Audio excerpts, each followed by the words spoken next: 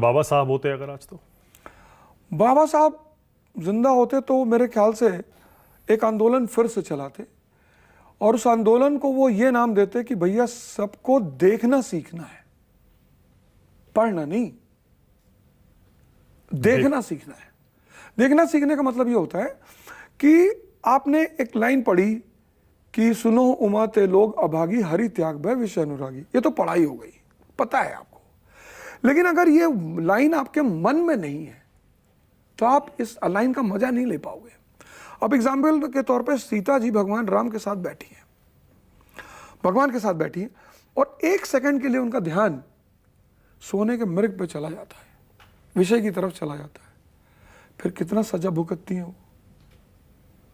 तो जब तक शिक्षा के साथ ज्ञान मतलब जानने के साथ समझ न विकसित हो, एक बाबा साहब ने जिनको क्लास के बाहर बिठाया जाता था भगवान की स्थिति पा ली शिक्षा से, कितनी बड़ी बात है। मतलब आज एक बहुत बड़ा तबका भारत में है जो उनको भगवान मानता है, शिक्षा ही तो बदौलत है। बिल्कुल। और उस देश में 81.7% की शिक्षा लेकर आदमी के अंदर एक दूसरे के प्रति प्रेम नहीं पैदा हो पा रहा है। क्या संविधान की प्रस्तावना से समाजवाद और धर्मनिरपेक्ष शब्द हटा देने चाहिए? क्यों हटाना चाहिए, उससे क्या मतलब है? इमरजेंसी में डाले गए थे।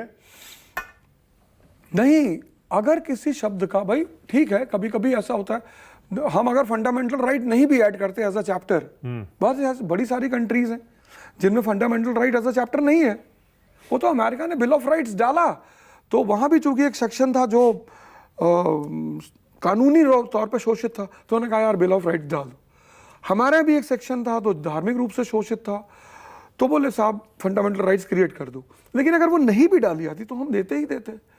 तो सेकुलरिज्म और सोशलिज्म हमारे देश की अंतरात्मा तो वही है और उसमें ऐड हो गया, और दोनों के नोबल प्रिंसिपल्स हैं, मुझे नहीं लगता किसी को उससे मतभेद होना चाहिए। तो जब है तो उसको हटाने की क्या